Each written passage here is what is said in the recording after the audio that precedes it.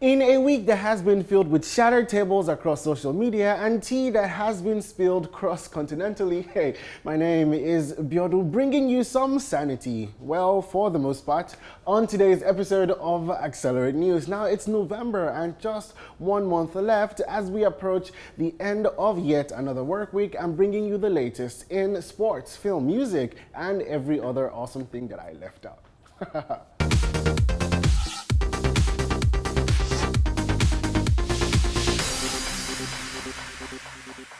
Now, as we edge closer and closer to Christmas, we still keep our eye out for other holidays through the year. Now, I'm talking about the month of October. Yep, Halloween, people. Now, did you go trick-or-treating? Well, it's not absolutely our culture, but hey. Or are you one of those that thought that it is the devil's holiday? Because you know how we can be in this country. Anyway, if you did dress up, you are not alone. Many of our favorite celebrities from around the world joined in the frightful festivities for this year's Halloween. Now, from Beyonce, dressed as Toni Braxton, to Ciara and her husband Russell Wilson, dressed as characters from the Black Panther movie. Speaking of Black Panther, Kelly Rowland was spotted dressed as a member of the infamous Black Panther Party. Now, while the supermodel and queen of costume parties, Heidi Klum was almost unrecognizable as Princess Fiona from Shrek. Now, Her Royal Majesty Chrissy Teigen and Prince John Legend were seen at a party as Queen Elizabeth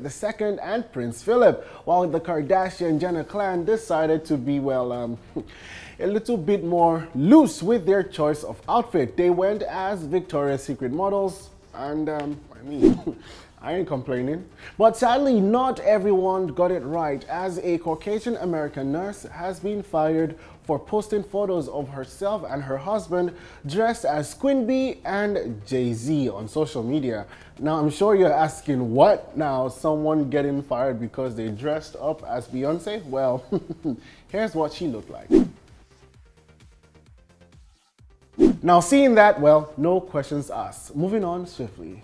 Game of Thrones fans, stand up. Now, if you're ready for some Game of Thrones action, well, you still have to wait till 2019 because some of us are also doing the same. But recently announced there is going to be a Game of Thrones prequel, as it's already in the works, and it's going to be titled The Long Night. Now, if you know your Westerosi history, you'll know that the night is dark and full of terrors. Now, announced by the executive producer and writer of the books, Mr. George R.R. Martin, the show has a potential to last for several seasons and will revolve around the Age of Heroes story arc in the Song of Ice and Fire. Now, unfortunately, not much else is known about the upcoming series, but hey, we do know that the award-winning actress Naomi Watts has been cast as a lead character for the show.